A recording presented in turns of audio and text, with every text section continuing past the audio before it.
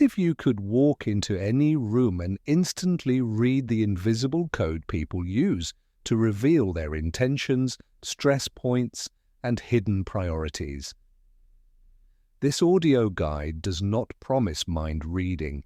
It teaches a sharply practical set of observational rules, not tricks, how to turn gestures, phrasing patterns, and micro-behaviors into reliable signals you can test and act on. You will learn how to spot the few cues that matter, how to frame short, non-threatening questions that confirm your hypotheses, and how to convert those tiny data points into safer decisions in conversations, negotiations, and daily interactions. Listen closely.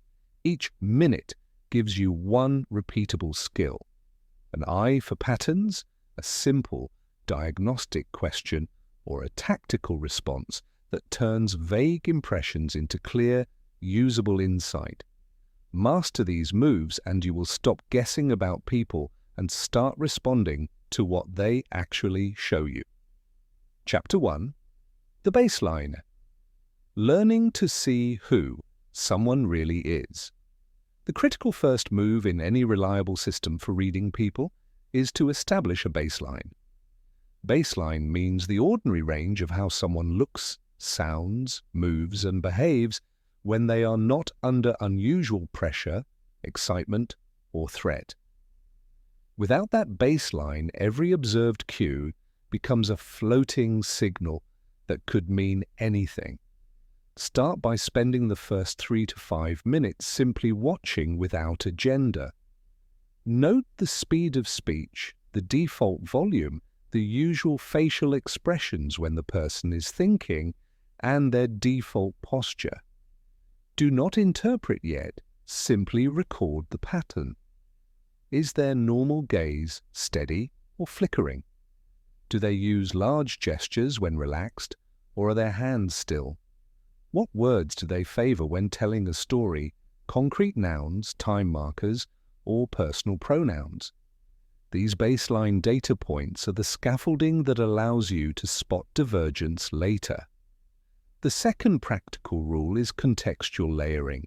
Always anchor your observations to context. A rigid jaw during a performance review may mean defensiveness.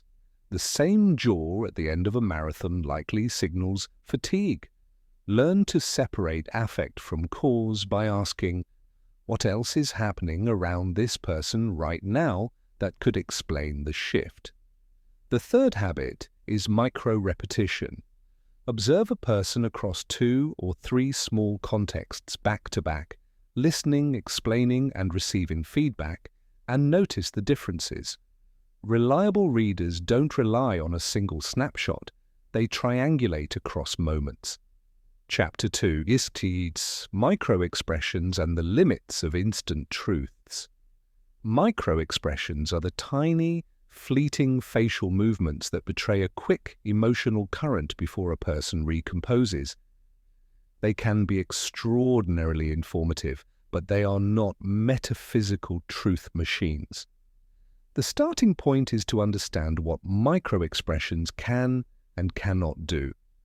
They reveal an immediate, brief emotional reaction, but not the entire story that follows.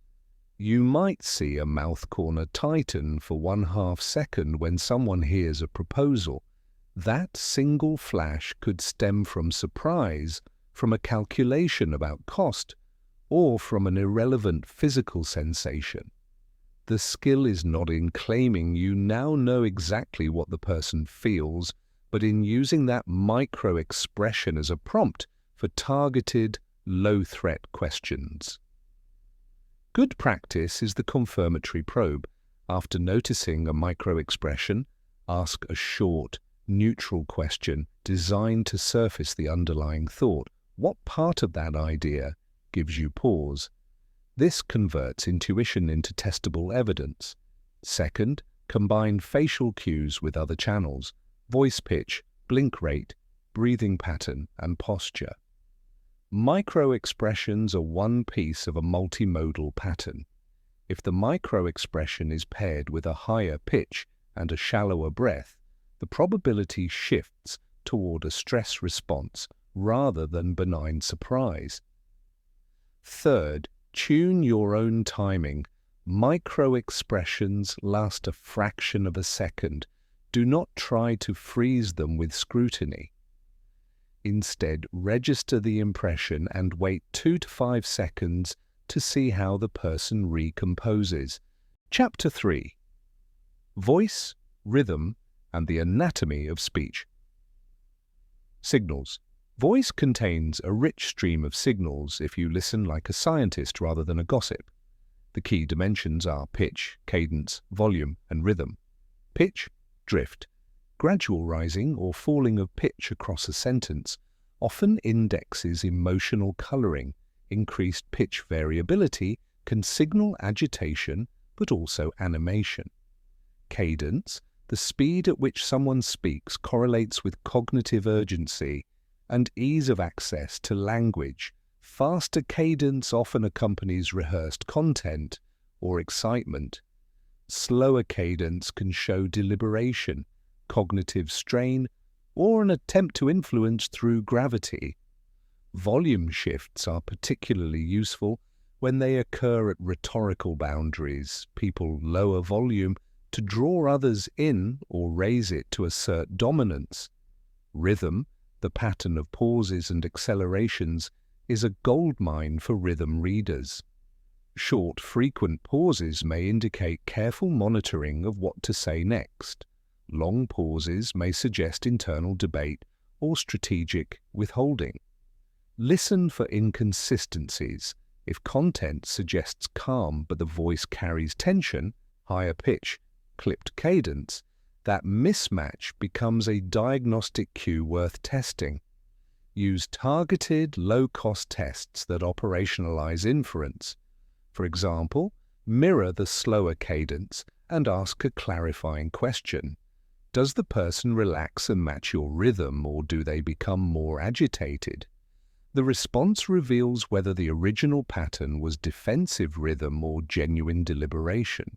Remember also the role of linguistic style. Function words, hedges, and absolutes tell stories about confidence and distance. Frequent hedging, maybe, perhaps, sort of, often points to unresolved belief.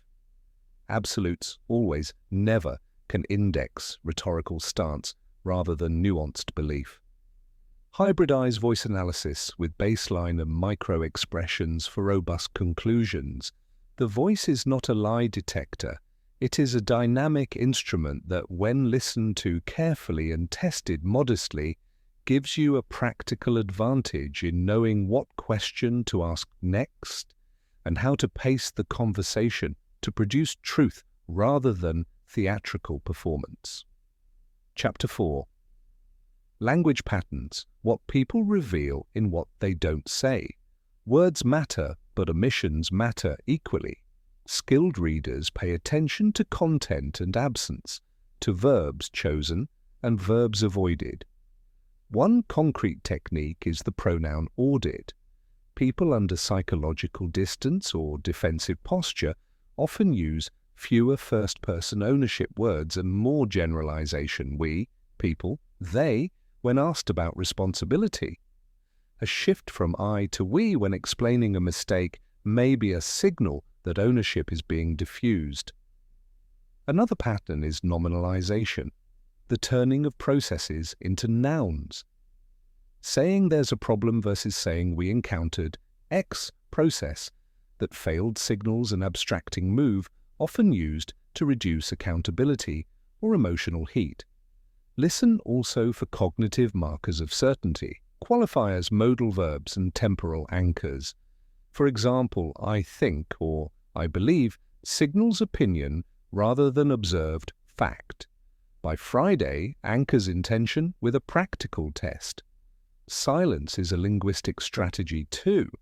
When someone avoids a specific word, money, salary, commitment, note the avoidance and revisit it with a neutral, narrow question. Could you help me understand your priorities about compensation? Naming the avoided term often collapses the avoidance because the act of naming is normalizing rather than accusatory. The narrative structure of speech matters. Does the person tell stories with clear sequences, problem, decision, result? Or do they tell looping anecdotes that circle back without resolution? The former signals competence and agency. The latter often signals unresolved emotional processing or an attempt to persuade through repetition. Finally, watch for conversational pivots, where a speaker changes subject after a direct question. Pivots are avoidance in motion. When you notice them, return briefly to the original question with a scaled-down probe so you don't escalate defensiveness. Language is not only what is said, but how and what is avoided. Use linguistic patterns as a roadmap to craft precise, low-threat probes that convert absence into evidence and speculation into practical knowledge. Chapter 5. Observation versus interpretation. The discipline of restraint. The first useful upgrade in reading people is not learning more signals, but learning to separate raw observation from story-driven interpretation, because the human brain habitually supplies meaning before evidence arrives, and those early meanings often mislead. Start with the simple rule: note only what you see and hear for the first 30 to 60 seconds, and treat any immediate why as a hypothesis, not a fact.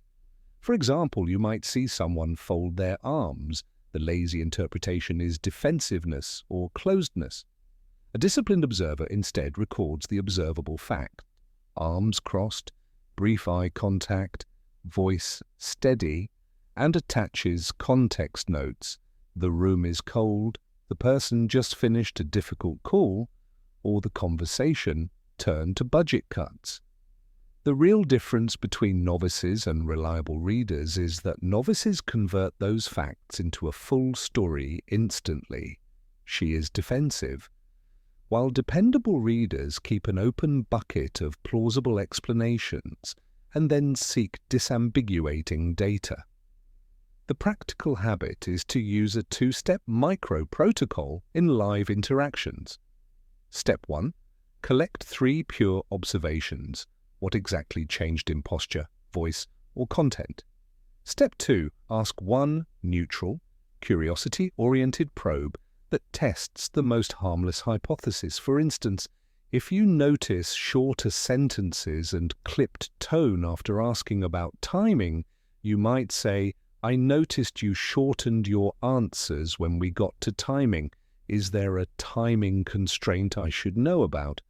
That phrasing validates that you observed something and invites a correction without accusing. The protocol does 2 vital things. It prevents you from poisoning the relationship with premature judgments, and it converts your intuition into testable data. Another useful tactic is to run a silent evidence tally after the conversation: 3 facts that support your initial impression, 3 that contradict it, and 1 small follow-up to resolve the tension. Over time, this discipline trains your perceptual muscle to favor evidence accumulation over narrative impulse. Stories will always be tempting because they feel efficient. The cost is frequent error. The reward of patience is reliable insight. People who master this restraint are less often wrong and more often trusted, because they ask smart, clarifying questions instead of delivering confident but incorrect diagnoses. In short, observation first, interpretation later, and use curiosity as the bridge between the two. That pattern will change how others experience you, from someone who judges to someone who understands. Chapter 6. Contextual triangulation. Making meaning with multiple lenses. Contextual triangulation means you never treat a single cue as sufficient. You read signals across time, situation, and modality to build a testable probabilistic picture.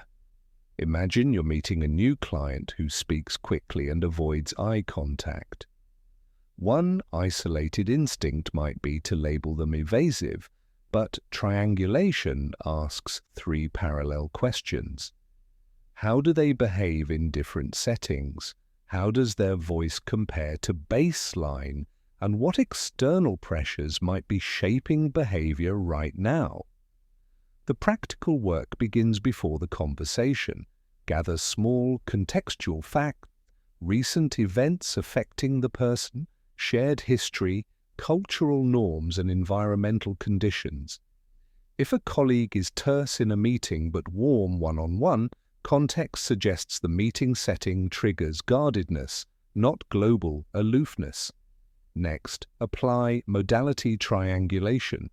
Combine facial micro-movement, vocal rhythm and language patterns into a cross-channel hypothesis. Is the person's shortness mirrored by a clipped cadence and repeated absolutes? If yes across channels, the probability that the signal reflects internal state rather than random noise increases. Triangulation is also temporal. Watch how the pattern changes after a specific intervention. Do they relax after a warm personal detail? Or do posture and voice remain rigid? That reaction is diagnostic because recovery reveals motive. Use small, iterative probes tailored to the context rather than blunt questions. For example, in a high-stakes negotiation, offer a low-risk concession and watch the micro-changes. Chapter 7. Strategic Questioning: How to Probe Without Provoking. Once you have respectful observations and some triangulated signals, the next skill is asking questions that confirm hypotheses without triggering defensiveness. The design principle of a strategic probe is minimal threat plus maximum information.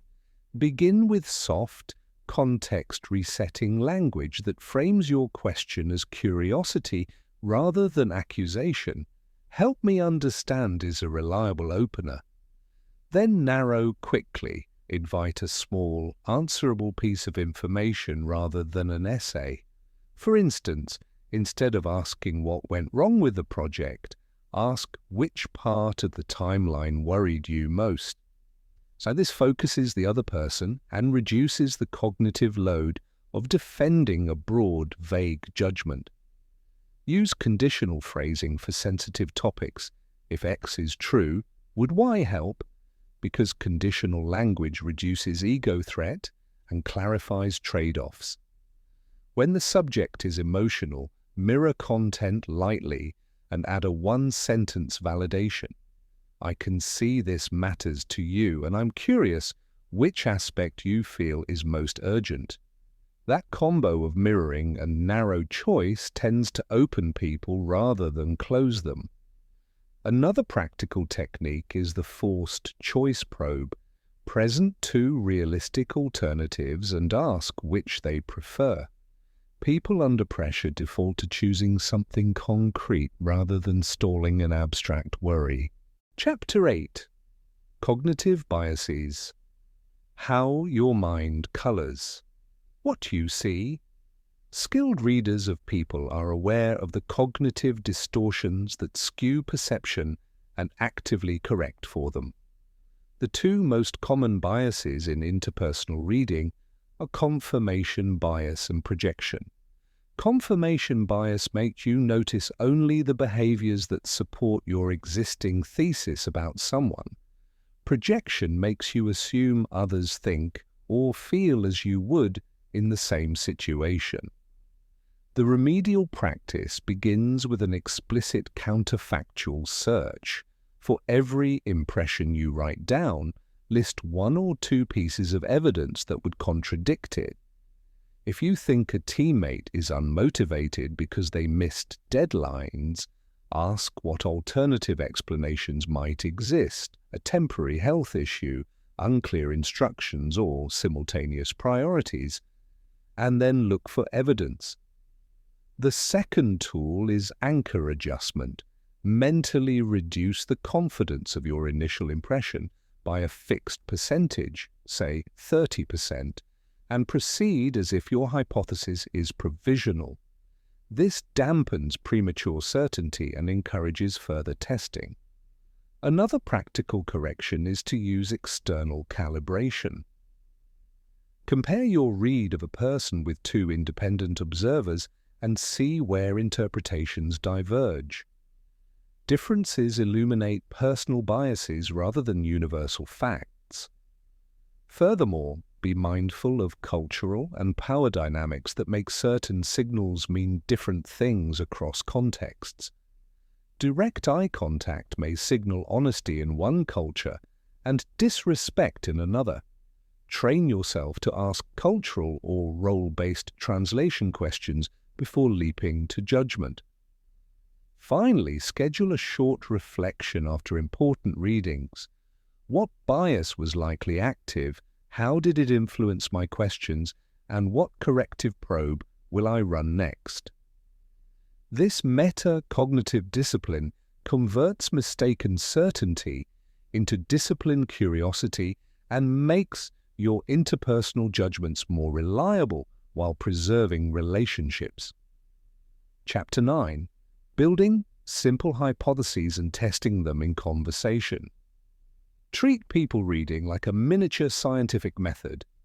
Form a simple, falsifiable hypothesis and design one low-cost conversational test. A hypothesis must be narrow and observable. For example, this prospect values certainty over speed. The test should be immediate and reversible, a single question offering a choice between a guaranteed slower delivery and a faster, less certain option. Observe the choice and the micro-behaviors during the decision. If the prospect opts for certainty with visible relief, your hypothesis gains weight. If they choose speed or react ambiguously, you revise. Keep tests cheap: one email, one clarifying question, or one brief offer. Record the result and update your model of the person.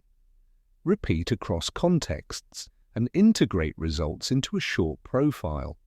Preferred pace, decision drivers, social triggers, and typical recovery patterns. Over time, this iterative approach builds robust predictive power without heavy guessing. Importantly, communicate transparently when your tests involve trade-offs. In sales, frame a test as a mutual exploration. Let us try a short pilot to see which approach fits, so people feel invited into an experiment rather than manipulated. The scientific stance also reduces anxiety in the reader because tests are reversible and learning-focused. Finally, maintain humility. Models are provisional and must be revised with new evidence. People change, and your job is to keep updating rather than defending old narratives. The combination of simple hypotheses and conversational testing turns perception into reliable practice. Chapter 10. Practical applications, negotiation, hiring, and everyday influence. Reading people pays off only when you convert insight into better decisions in negotiation, hiring, and daily life. In negotiation, use early probes to reveal priorities and then craft conditional offers that align with revealed interests. If price is the barrier, offer phased delivery with milestone payments. If time is the issue, propose a compressed schedule with an added quality safeguard. In hiring, baseline and triangulation matter.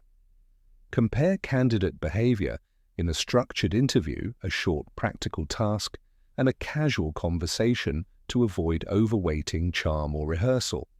Look for pattern consistency rather than a single polished performance.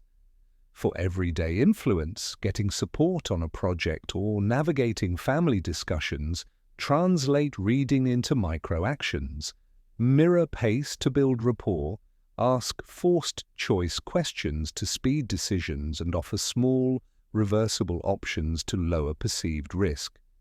Across domains, keep ethics front and center. Use insights to create mutual value rather than to exploit vulnerability.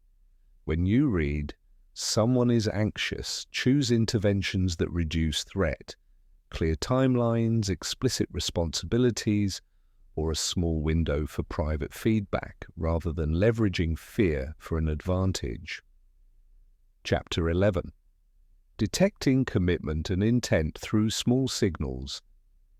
Reading commitment is less about bold proclamations and more about tracking small investments over time. People signal intent through tiny, repeatable behaviors: showing up early, following up with notes, introducing you to trusted contacts, or protecting time for a shared project. To know whether someone is truly committed, watch for consistency across modalities. A verbal promise without scheduling is fragile. A calendar invite with a few preparatory emails is durable. Consider a consultant who promised to lead a pilot and then sent 3 preparatory questions before the first meeting. That preparatory work was a stronger signal of intent than any confident presentation. One practical method is to treat initial commitments as staged tests. Ask for a single, low-cost action that demonstrates seriousness. Review a short draft, attend a 30-minute kickoff, or provide a single referral. Observe whether the person treats the staged step as negotiable or as a priority. The recovery behavior after a missed commitment is also revealing. When someone misses a deadline, observe whether they immediately propose a clear remedy with a fixed timeline or whether they offer vague apologies and shifting excuses. The former shows accountability, the latter suggests lower commitment. Another tactic is to triangulate with others who have worked with the person. Consistent reports of follow-through are predictive. Use direct but low-threat probes. "I am excited about this. Would you be willing to take X action by Y date so we can test fit?" The phrasing invites a concrete yes or no without cornering the other person, turning ambiguous intentions into a clear signal. Beware of theatre. People who talk as if they are all in, but avoid scheduling or delegate the key tasks to others, are often signaling status rather than commitment. Finally, think of commitment as a portfolio of acts, not a single speech. Accumulated small choices reveal priorities more accurately than any single promise. Train yourself to prefer observable steps and to reward those who convert talk into repeatable action. Your decision-making will become sharper, your partnerships more reliable, and your ability to predict outcomes will improve because you are reading the currency of commitment, not the rhetoric of hope. Chapter 12. Reading power and influence in subtle, social cues. Power shows itself in how people are treated more than in what they say. Observe proxemics. Who stands nearest the speaker unconsciously? Who sits in the center of a table? Who receives deference when a room shifts? Influence is also visible in interrupt patterns. Some voices are permitted to interrupt while others are gently corrected. Notice who people check with before agreeing. A quick eye to a particular person indicates invisible authority. Stories reveal the same dynamic. Which names recur when people describe decisions? Repeated invocation of a person's name is an indicator of their informal influence. A practical application is in meetings. Identify the 3 people whose opinions predict outcomes and orient your questions to them early. Another indicator is resource control. Who can reallocate budget or time without visible approval? Watch for subtle approvals in micro-conversations over coffee or in hallway exchanges. Chapter 13. Detecting authenticity and when to trust. Authenticity is the coherence between words, behavior, and history. Trustworthy people display alignment. What they say is mirrored by what they do and by the track record they carry. When evaluating authenticity, place weight on small consistency checks rather than grand narratives. Ask questions that require evidence and listen for specific examples. Someone claiming a collaborative style who cannot name a recent compromise or cannot describe a time they deferred to another is likely posturing. Look for vulnerability markers, admissions of mistakes, specific learning stories, and modesty about success. These are not guaranteed proof, but increase the probability of authenticity. In live interaction, authenticity often arrives as appropriate micro-emotion, a brief, proportionate smile, or a quick frown that matches the content of a story. Emotional mismatches, an inappropriate smile at a somber moment, suggest performance. Test trust by asking a low-cost favor early and observe the response. A prompt, generous response indicates both capacity and willingness to act. Remember, authenticity can be situational. People perform differently in high-pressure settings, which is why triangulation across context remains crucial. Finally, give people the benefit of structured trust, extend limited, reversible responsibilities, and expand them as consistent behavior accumulates. This approach protects you from early betrayal while allowing authentic collaboration to develop organically. Chapter 14. Spotting Stress and Capacity Limits. Before they become crises, stress reads as small degradations across domains, shorter replies, more contradictions, missed small details, or reduced tolerance for simple errors. The earliest signs are often procedural, skipped meetings, delayed emails, not dramatic outbursts. When you detect these early markers, treat them as capacity signals rather than moral failure. Ask a brief oriented question. How is the load right now, and would shifting X help? This frames support rather than blame. Observe physiological cues too, micro-tremors in voice, brighter or bloodshot eyes, and fleeting facial tension, then triangulate with behavior. In teams, map capacity explicitly with simple tools, a shared visual workload board or one-line daily updates that flag constraints. These small institutional practices reveal stress trends early and allow preemptive redistribution. In one real example, a team avoided burnout by instituting a 2-day buffer for critical tasks after a sprint, when early indicators showed slowed cadence. The intervention preserved performance and trust. Train yourself to respond quickly with decompression tactics. Reprioritize, add support, or temporarily reduce scope. Preventing crisis is less heroic and more administrative. The best leaders notice incremental slips and act before small stressors compound into breakdowns. Chapter 15. Reading Desire and Hidden Motivations. In negotiations. Negotiations are theatre of preferences. Beyond price, people reveal priorities through side comments, the timing of concessions and the concessions they refuse.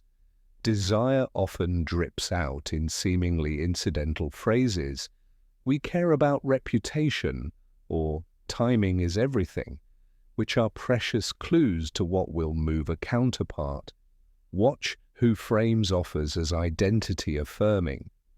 If a party anchors their ask around fairness or legacy, then appeals to honor and reputation will often move them more than pure dollars. Timing is another lever. Offers made at the end of a meeting versus during a private follow-up reflect different risk appetites. Test motivations with conditional probes.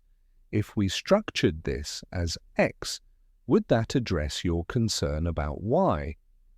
The conditional constructs reveal trade-offs without forcing a binary. Remember that hidden motivations can shift during the conversation. Stay attentive to micro-changes in affect and adjust your proposals accordingly. Above all, avoid treating motivation as a static fact. Make it an ongoing hypothesis you update with each interaction. Chapter 16. Using environmental and situational cues to inform action environment shapes behavior. Small changes in room, layout, seating, or timing can dramatically shift openness and candor. A circular seating arrangement fosters collaborative tone. A long rectangular table establishes formality. Timing matters too. Mornings often produce more energetic debate, while late afternoons favor conciliation or fatigue-driven concessions. Use environment deliberately. If you want a candid talk, choose a quiet, informal setting and fewer people. If you need decisive action, create a short agenda with visible deadlines. Pay attention to choice architecture. Offer options that simplify decision-making rather than overwhelm. In one example, moving a negotiation from a formal conference room to a short walk outside produced surprising candor because the informal setting reduced performance pressure.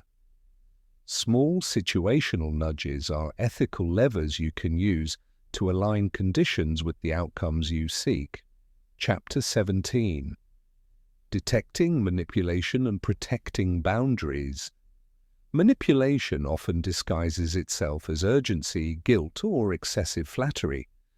Recognize these rhetorical patterns: urgent deadlines without substantiation, repeated emotional pressure to decide immediately, and charm that never aligns with concrete offers. When you suspect manipulation, slow the process and require simple verification. Confirm deadlines independently, ask for written terms, and involve a neutral third party. Use clarity scripts that reset the conversation. I want to understand the timeline better. Can you share the documentation that supports this urgency? These scripts preserve relationship while erecting protective friction.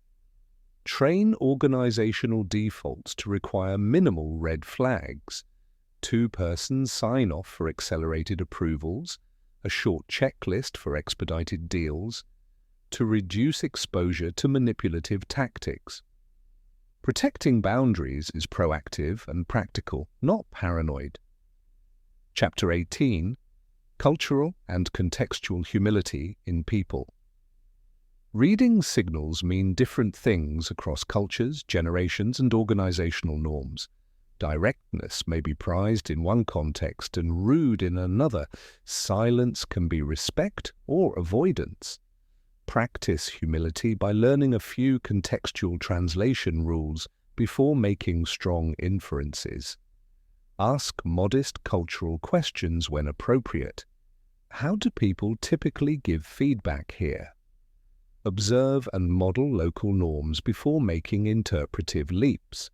When in doubt, prefer curiosity over certainty and test your cultural hypotheses gently. Cultural competence reduces false alarms and increases the accuracy of your reads. Chapter 19. Building a personal system for ongoing people analysis.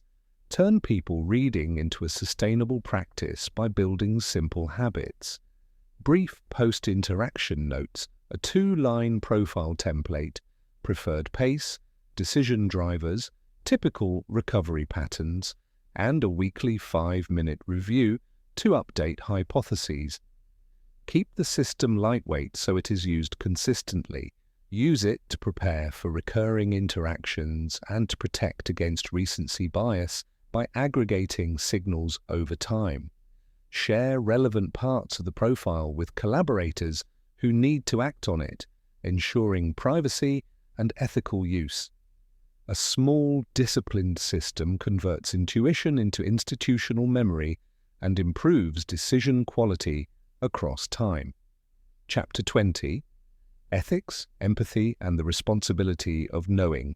Reading people confers power, and power carries responsibilities. Use insights to build trust, reduce harm, and create mutual value. Avoid weaponizing vulnerabilities for personal gain. When you detect pain or weakness, choose responses that offer dignity, offer help, create optionality, or reduce exposure rather than exploit. Practice transparent curiosity. When your read affects a decision, disclose the basis at a high level and invite correction. This creates accountability and improves accuracy. Over time, ethical practice builds not only better outcomes but deeper trust and reputation, the true currency of long-term influence. Conclusion. From observation to wise action. The skill of analyzing people moves from hobby to craft when it is disciplined, tested, and ethically grounded. Begin with humility and baseline, triangulate signals, convert hunches into small tests, and institutionalize what you learn with lightweight systems. Use environment and ritual to gather clearer data, protect boundaries against manipulation, and always weigh the social cost of your interventions. When reading becomes a tool for alignment and mutual benefit rather than extraction, your influence deepens and your relationships improve. Keep practicing, keep testing, and let curiosity lead to wiser, kinder action.